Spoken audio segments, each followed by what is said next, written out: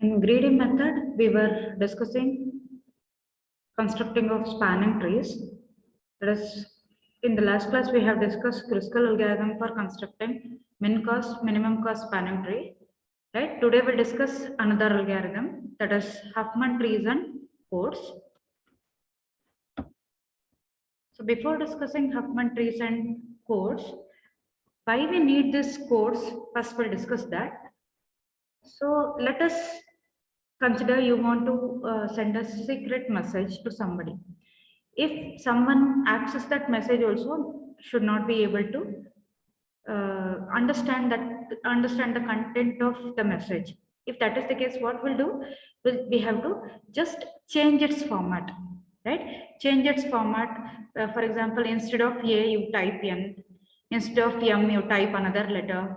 Like instead of one letter, you type another letter, right? But in between sender and receiver, for decoding, that format must be known. For which letter we have another letter, that must be known in between both sender and the receiver, right? That is, if we have to encode a text that comprises symbols from some n symbol alphabet, by assigning to each of the text symbol some sequence of bits called the code word. For example, instead of A, I'll use number 1. Okay, instead of B, I'll use number 2.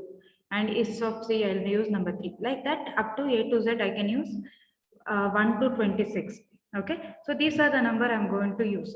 So if I want to type Huffman, okay, if I want to type Huffman, I want to check what is the number I get for H. Okay, that is for A, B, C, D. If I count, okay, what is the number I get for H? That number I have to give here. So instead of sending the message directly, I can change its format. I can change it with the symbol, other symbols, and send the message. But sender and receiver should know what kind of format we have used there, what kind of encoding method we have used it. That format, using that format, it is called as encoding.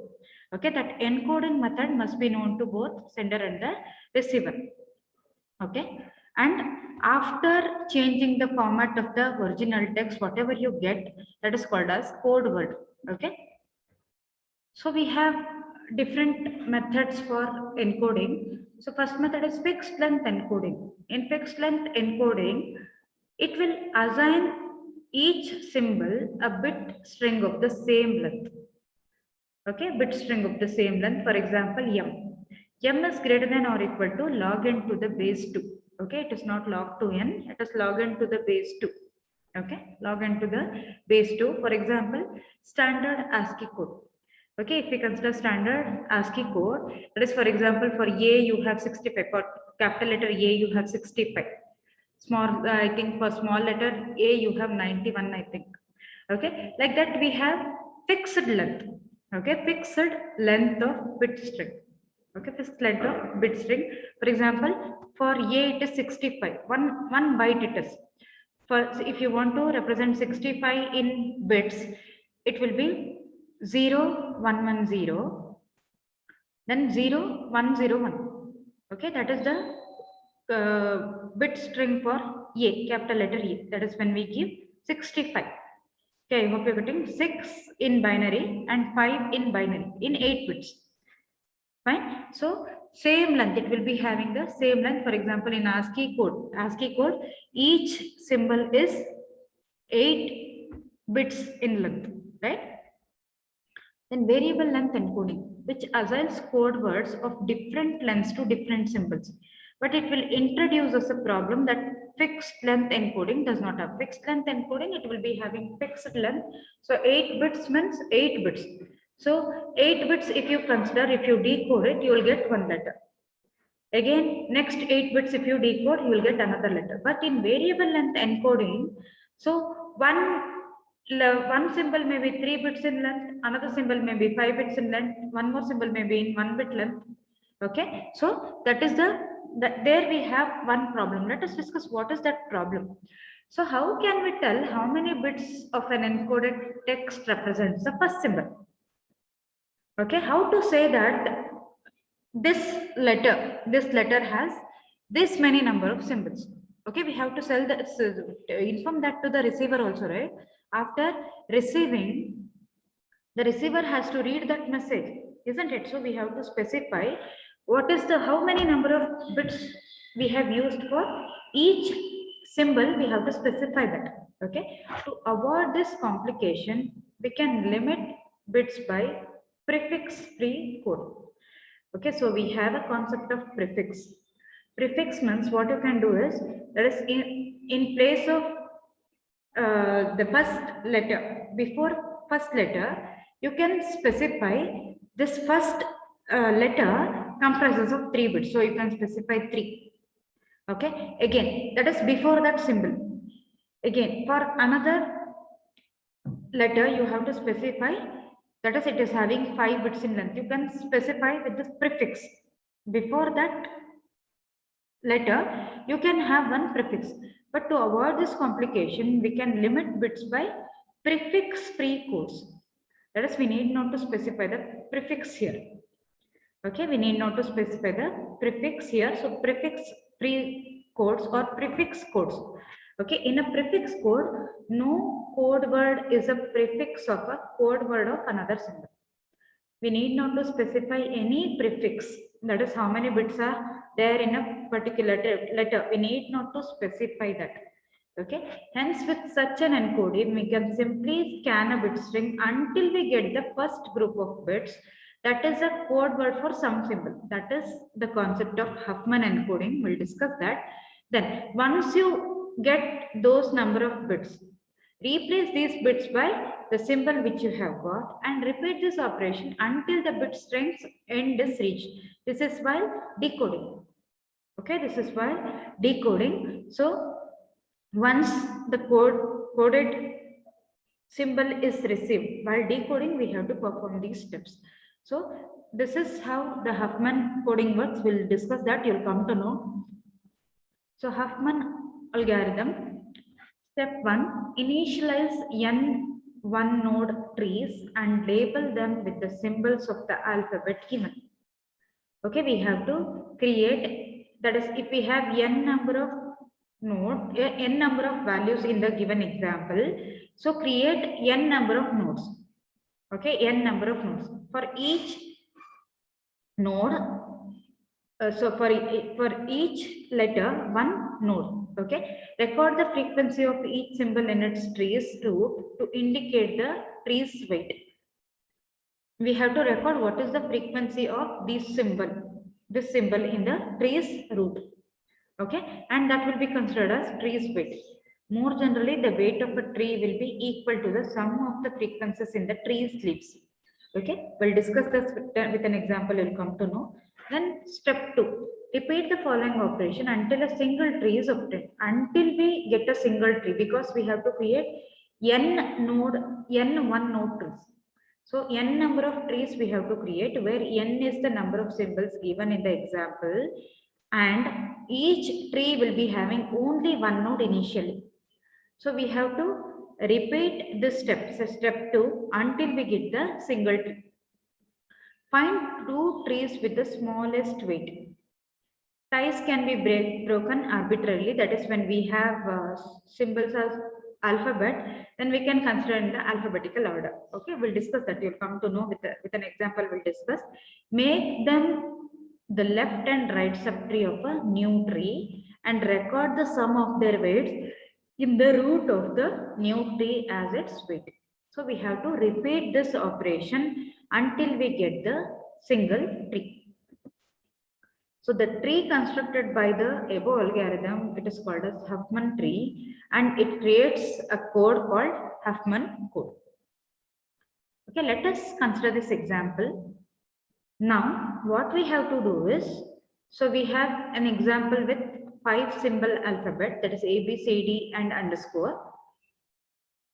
And we have the frequencies given for each symbol, right? Symbol is A, B, C, D and underscore, and frequency given for A is 0.35, for B it is 0.1, for C it is 0.2, for D it is 0.2, and for underscore it is 0.15. So arrange this in increasing order of the frequency, that is smallest to largest. So here smallest is 0.1, So for B, it is 0.1. Then next one is 0.15 for underscore. Then next one 0.2, which is there for C and D. So give in alphabetical order. So C first and then D next. Okay, then last one is 0.35. In increasing order of the frequency, I have arranged this. I have sorted this. Okay, 0.1, 0.15, 0.2, 0.2 and 0.35. Now select two nodes with the minimum value. Select two nodes with the minimum value and combine this into a tree. So two nodes I am considering, that is B and underscore, and we have to combine this in a tree. Okay, 0.1 B, then 0.15 underscore, combine this in a tree. So these are the remaining 0.2 for C and for D also 0.2, and for A it is 0.35. So combine the smallest two in a tree. So B and underscore are combined in a tree. So B becomes left side of the root node, that is left child, and 0.15 underscore becomes the right child of the root node. In the root node, combine the frequency of these two, that is add the frequency of B and underscore and store it in the root node. 0.1 plus 0.15, which is equal to 0.25. Again, once you get this new node, so you have got a new tree, right, with a 0.25 as frequency. Again, arrange this in increasing order. So C is 0.2, D is 0.2, and 0.25, it is the new tree constructed, and remaining is 0.35. So it is in increasing order again. Again, consider the smallest two nodes and combine this in a tree. Okay. So initially we had 5 trees with the 5 single nodes, right? And here we have only 3. We have 4 trees now.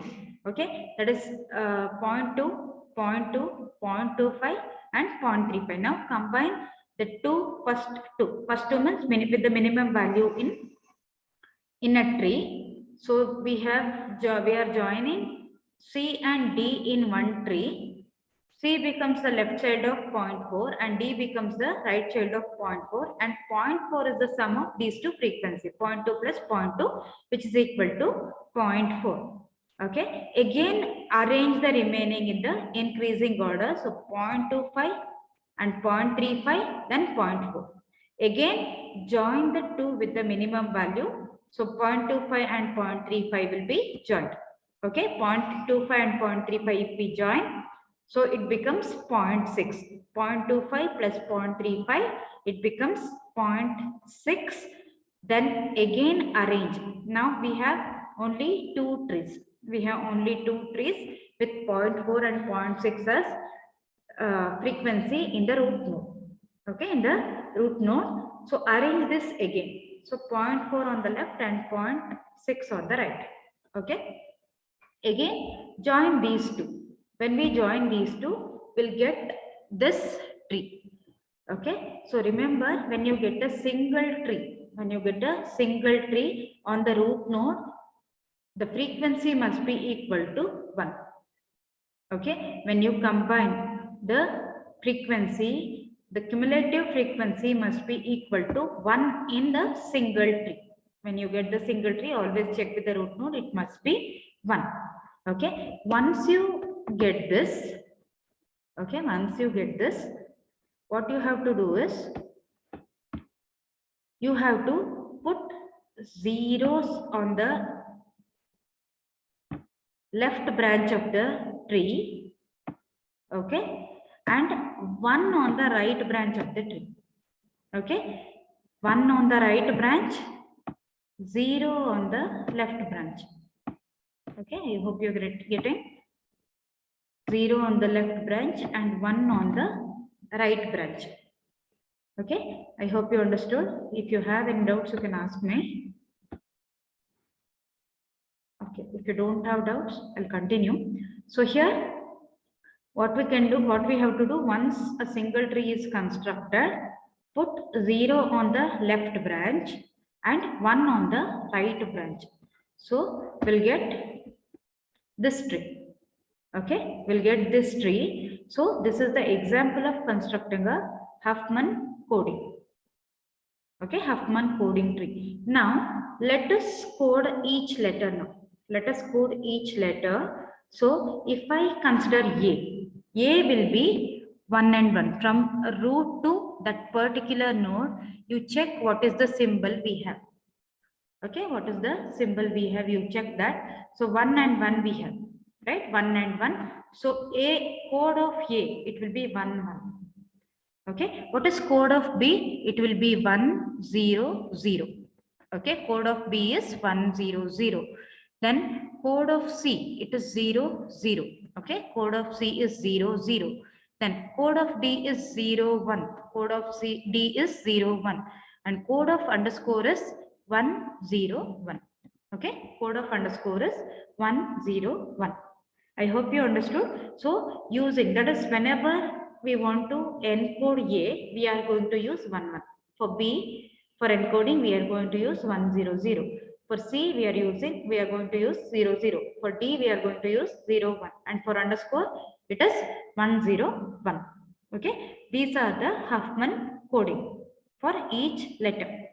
Okay, then let us see the resulting code words. So it is symbol is A, frequency is given, then code word is 1, 1. Whatever we have just seen, it's given in the table. Okay. So encoding example, let us see how to encode a text. Consider we want to encode DAD. Okay, we want to encode DAD. It will be for D 0, 1. For A, it is 1, 1. And for D, it is 0, 1. So DAD or DAD, it will be encoded into 0, 1, 1, 1, 0, 1. Okay, I hope you understood. So whatever the letter we have, so according to the coding word, you encode it. So let us see how to decode it. How to decode it? Remember, for decoding, we need the Huffman tree. Without Huffman tree, it is difficult to decode. Okay, let us see how to decode.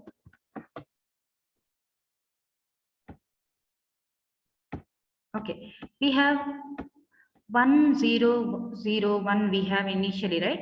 So check. We have 1 here. Okay, first bit is 1, right? 1. Then continue. We have 0. We have 0. So we have ended at B, right? So first 3 letters is B. Okay, wherever we end, you consider that.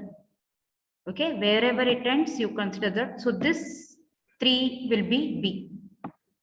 Okay, these 3 will be B. Then consider the next numbers. So we have 1, 1, 0.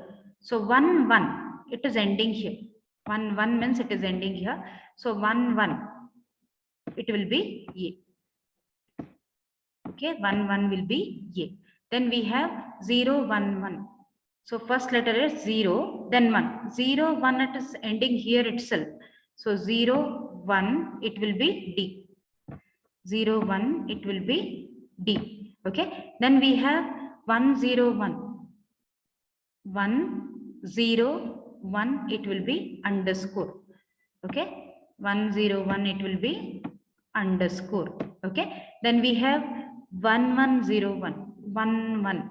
1, 1 will be A. Right? 1, 1, it will be A. Then we have left with 0, 1. 0, 1 is D. 0, 1. It will be D.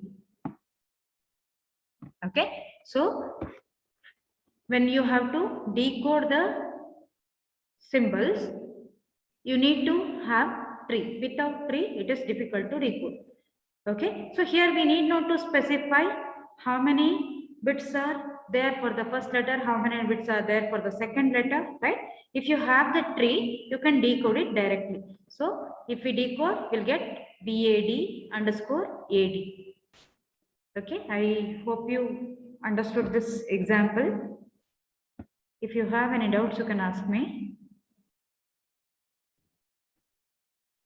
Okay, we'll continue the next topic for Huffman coding. So Here with the occurrence of frequencies, it is given in the table. For A it is 0.35, for B it is 0.1, for C it is 0.2, for D it is 0.2, and for underscore it is 0.15. Okay, frequencies and the code word length. Code word length is for A it is 2, for B it is 3. That is 3 digits we have for B. For A we have 2 digits, 1 1. For B we have 3 digits, so length is 3. For C we have 2 digits, so length is 2. For D we have 2 digits, length is 2. And for underscore we have 3 digits, 101, so length is 3. So when we have frequencies and length of the symbols, average number of bits per symbol in this code is, so 2 into 0.35. 2 is number of bits for A and 0.35 its frequency.